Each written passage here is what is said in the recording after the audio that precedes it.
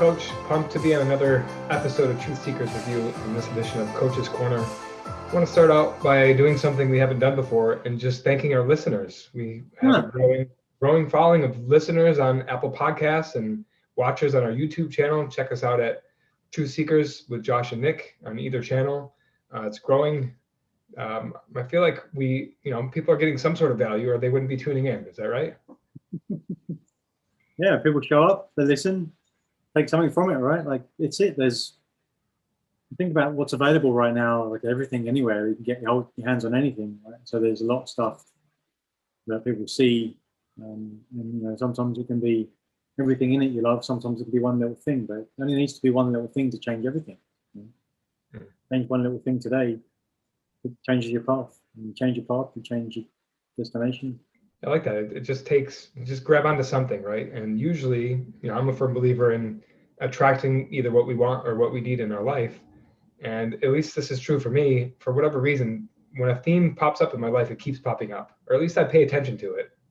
So there's some sort of concept going on there that I've chosen to grab onto because I feel like if I keep noticing something, then there's something for me to learn from it. Right.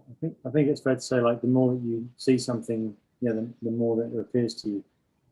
Right? If you've got that baseline awareness, first of all, that concept, and secondly, of what you want to be aware of, then you can't help but get more of it. What is there anything that comes to your mind? What do you want to be aware of right now? What's happening in the life of Coach Nick Davies, and what do you maybe focused on in the month of April right now? It's a great reset. It's a great reset to take the time and create the space, see what's going on. As an individual, as a team, we're into Q2, resetting everyone's focus and the dials, as we call them, so everyone's got new areas of action and track specifically.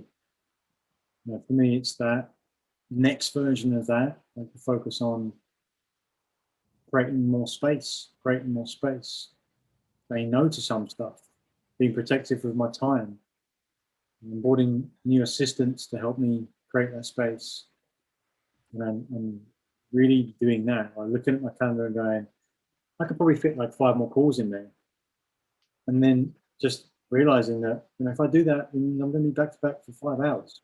Don't do that. Like, that's not. Yes, it's available, and you keep pushing yourself. Like you'll only get more of that. Right, same concept. So if you're already busy and you focus on that, you're going to get more of that.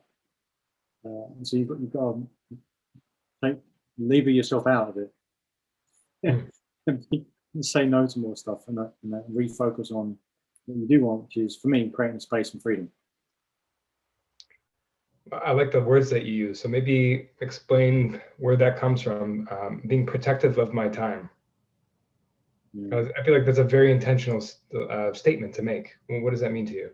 If someone went over to you that you didn't know and said, or even if you did know them and said, hey, can you give me $100 from your wallet? Usually the answer starts with N and ends in O.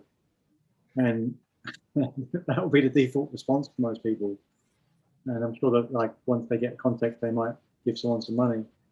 But typically, we're gonna be more protective of giving away our money.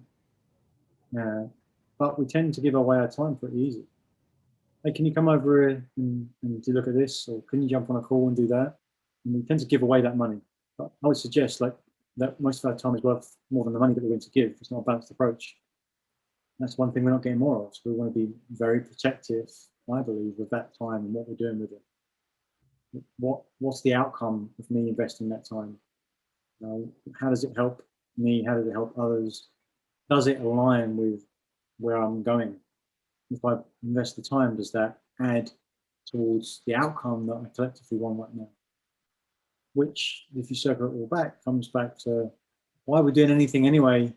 Do we know where we're going? What's our vision that we're going towards? What we're trying to create here?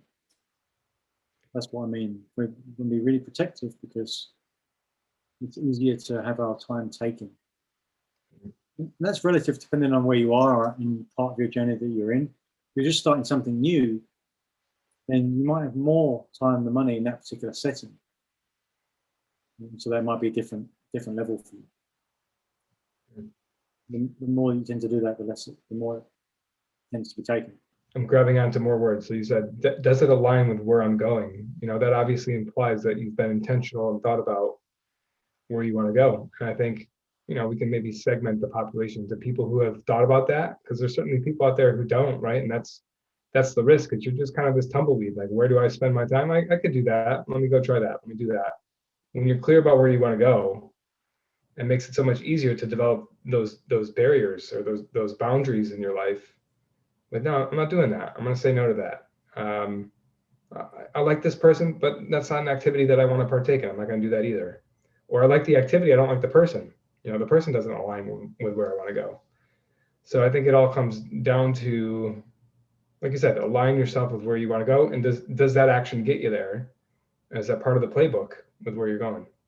Yeah, does it fit in? That's why it's so much easier to make decisions about where you're going and what you're going to do when you have an outcome to get to, right? When you have a plan. And so I think the opposite is true, right? It's easy to make decisions about where you're going when you know where you want to go. If you don't know where you want to go, you're going to tend to be more lenient on giving away that time. There's no other focus for us. Like, can you spend 6 hours just like playing around and having fun? Yeah, and you could do that intentionally or unintentionally. The intentional part is very different than if you were just, someone said, hey, do you want to hang out? And like 6 hours later, you still hang out. Right. And it doesn't mean you can't be spontaneous either. I believe, at that moment, someone says, hey, do you want to do this, hang out?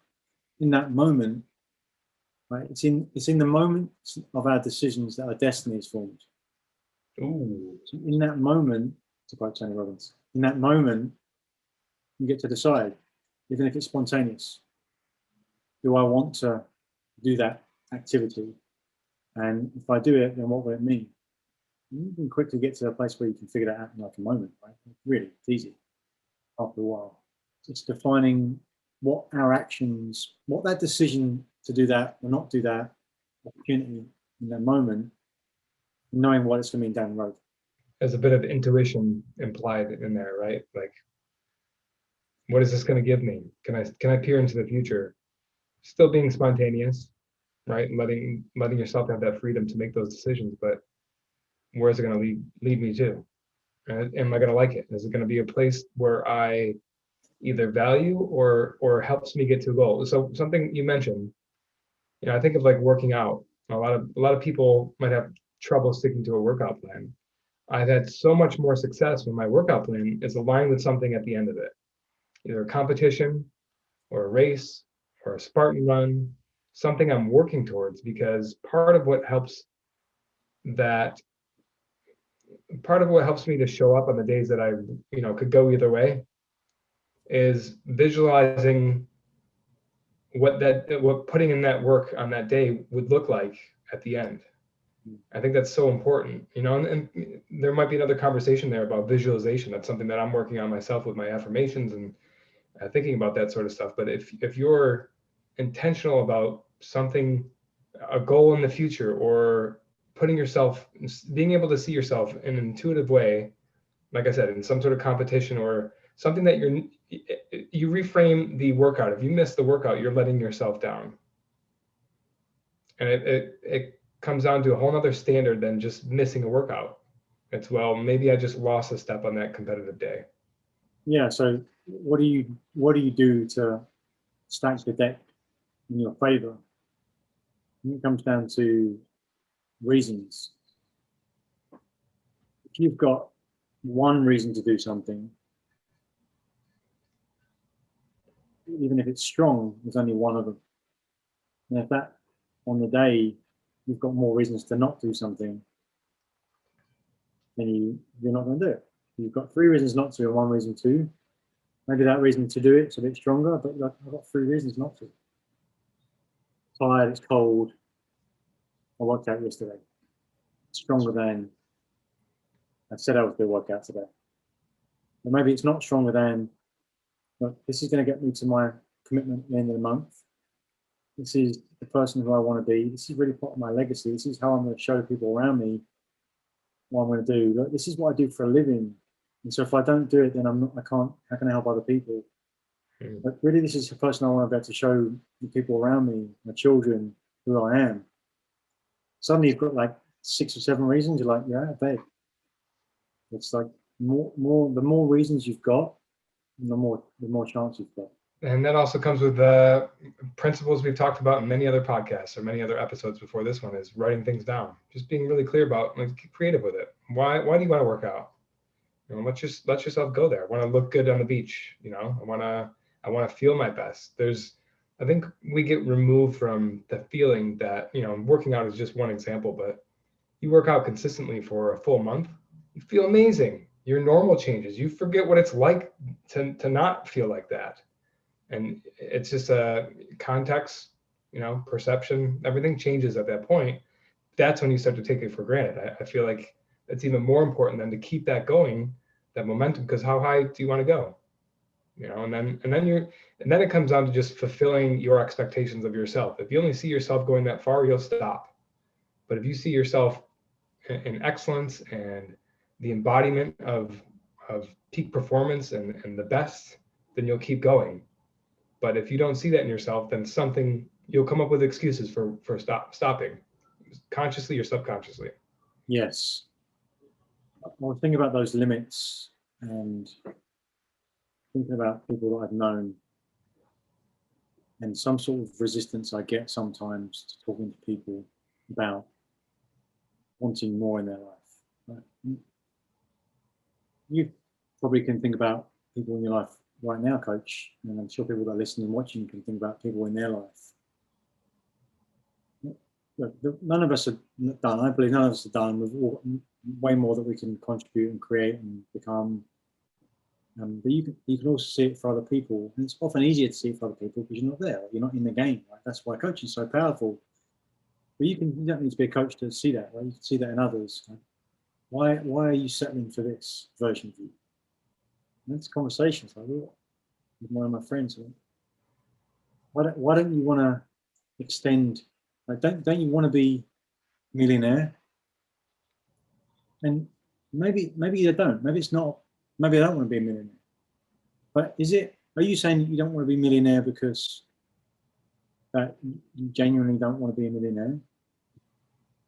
Or are you saying that you don't want to be a millionaire because you think you can't, and therefore you've defined it for yourself that you don't want to because that's easier, there's no pain involved in that. I'm comfortable, I'm all right. You hate those words. We know that. You hate those words. I didn't want to say comfort zone, but I drew it out. That's first part. I challenge anyone. It's not about being a millionaire. It's what it means, what it signifies. It's just really what we're talking about is being free to live life on your own terms, to create whatever it is you want to create. Imagine every day knowing that you have all the resources that you need, and time, money, things around you, and the mindset to execute on it. Yeah. Well, what rings true for me is, I think maybe our greatest role as coaches is creating the space for these conversations to be had. And we talk about all the time that so much of life is just played on the surface. And we talked about this before too. How are you? I'm good. How are you? I'm good. Hope you are. I'm like, just running through life. How are you? Such an important question. So think about, you know, an hour a week dedicated to your success. What could we work on today? What do you want to break through in? Where are we going? What do you want to solve today? How high do you want to go? These questions are not asked to us every day. That's why coaching is so powerful. It's like it creates the space for these conversations to be okay, and it's dedicated to just about me. That's what we get to talk about me for an hour. Great, I'll sign up for that. But so that's the baseline of it. So then it becomes, where do you allow yourself to go? And as coaches, and I'm sure you know this rings true for you, our senses are just up to listening to the language, watching the body language. Signs are given every second for whether you believe in yourself or believe in what you're saying is true, or you're limiting yourself in your belief systems. And that's our job, is to call those out. And is this really true? Just hold up the mirror. Is this who you want to be? Fine if you are, no judgment. But like, this is what I'm hearing. I could see the potential in you.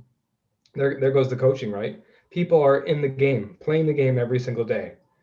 Coaches are on the sidelines, removed from the emotion. They have camera angles from all over the stadium. They're up in the blimp. They can see everything. So to be able to have somebody just check you on these things, you know what? I don't really want that. You know what? I actually want that. Let's talk more about that. And then all of a sudden, there's this momentum building up for the things that I really want in my life, the people I want to be around, the activities I truly want to be doing. I don't want to live my life any other way. I got a little taste of that, and I want it every day. Oh, that's when you get that little taste, right? It's like, open Pandora's box. Like, it really, can it be? Like, can you feel it? Like, can you get that? Like, the first time? I think we've all had it, like, in different places and like levels of our life in different areas. Even if we don't feel like we have, right? Part of it is being willing to see it for our success. Excuse me, for ourselves. Because if you blame yourself, and we can get into blame another time, but it's an easy to reference because people use that word for the bad. If you blame yourself for the bad stuff, you've also got to blame yourself for the good stuff. Everything's there. So take the good stuff, focus on what you've done before to give yourself that feeling that anything's possible. And explore it and reuse it. And success leaves clues. I'm getting fired up now, Coach, because I want to go back to creating those visions, the specificity for people, right? Like something to cling on to. More reasons. The more reasons you have, like it's just a balance, right? The default's going to be the fear and the running away, or the freezing or the fighting. That's everyone's default. That's the programming. That's in there. Like that's before you put anything in there, that's what we're going to get. Like that's the run and hide away. And that's all right. But we are humans and we do get choice. I believe it's like we should be compelled to create the best version of ourselves because we can as well. I think that's really true. I believe that because I think deep down we all want that. Who doesn't want to be the best, most fulfilled version of himself? Yeah. I'd love to hear different perspective on it. For sure, because then I'm going to get a breakthrough. That's what I believe. My takeaway from today is that success leaves clues. And I've said it before, but that's something I firmly believe in. And what that says to me is that success is just principles. It's nothing more than that. And they can be applied to anything that you want to accomplish, wherever you want to go, whatever you want to do in your career. It comes down to principles. It comes down to these belief systems. It comes down to understanding how success works. And I think that's what we do as coaches, right? We implement these principles, and then we teach people maybe when they're not utilizing them to the best of the abilities, or when they're going against the grain with these principles. Hey, we get more of what we focus on. You keep talking about all the stuff that you don't want in your life. Can we talk about something else? What do you want to talk about? Let's actually focus on something else. So something that's going to serve you. So that's my takeaway. Success leaves clues. It's about principles. If you want more of this stuff, check us out at our website, proadvisorcoach.com. Get more of these podcasts into your subconscious. Start programming the goodness of what's out there in the world. There's so much suffering. There's so much bad. Get more of this stuff, inject it into your veins, and start living it. Embody it every single day. Nothing else to say. Sign it off with that, Coach. Love it. Damn. Have a great week, Coach. We'll see you next week. Yeah.